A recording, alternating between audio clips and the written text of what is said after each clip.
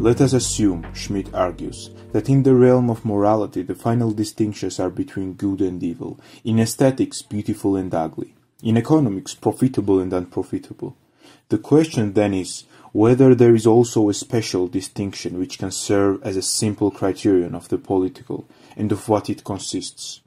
The nature of such a political distinction is surely different from that of those others.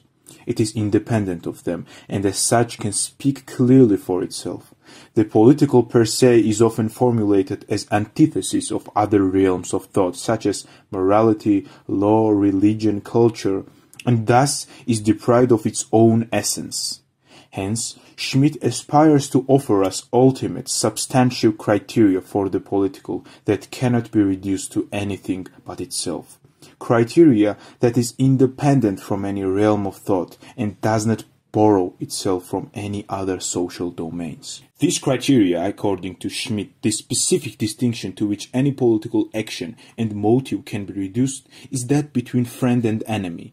For as long as people exist in the political sphere, these people must, even if only in the most extreme case, determine by itself the distinction of friend and enemy. Therein resides the essence of its political existence, its existence as a state. When it no longer possesses the capacity or the will to make this distinction, it ceases to exist politically. If it permits this decision to be made by another, then it is no longer a politically free people and is absorbed into another political system.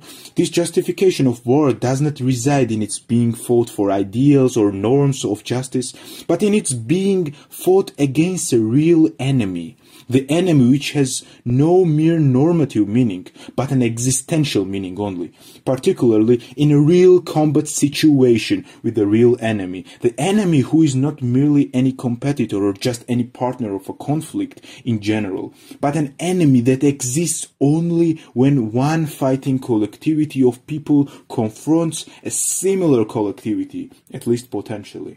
The real friend-enemy grouping is existentially so strong and decisive that the non-political antithesis, at precisely the moment at which it becomes political, pushes aside and subordinates its hitherto purely religious, purely economic, purely cultural criteria and motives to the conditions and conclusions of the political situation at hand.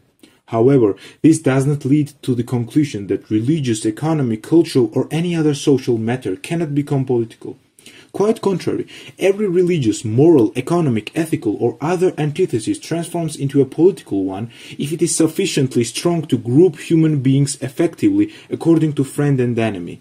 Since political does not reside in the battle itself, which possesses its own technical, psychological, and military laws, but in the mode of behavior, which is determined by this possibility, by clearly evaluating the concrete situation and thereby being able to distinguish correctly the real friend and the real enemy. For example, a religious community which wages wars against members of other religious communities or engages in other wars is already more than a religious community. It is a political entity. Hence it follows that 1. Only state has the authority to decide political matters, that is, determine the distinction of friend and enemy. And 2, war, or at least possibility of war, is necessary for political to exist. Thus, through Schmitt's political philosophy, Heraclitus' famous words, "War is the father of all and the king of all," take on an absolutely new meaning. On the one hand, state represents the ultimate source of power, since it is preoccupied with the most decisive and fundamental question, namely that of friend and enemy. But on the other hand, this preoccupation, along with state as such, is only possible because of war that may be waged between friend and enemy groupings. In other words, as Schmitt puts it, the political entity presupposes the real existence of an enemy, therefore presupposes the real possibility of war. However, a question arises.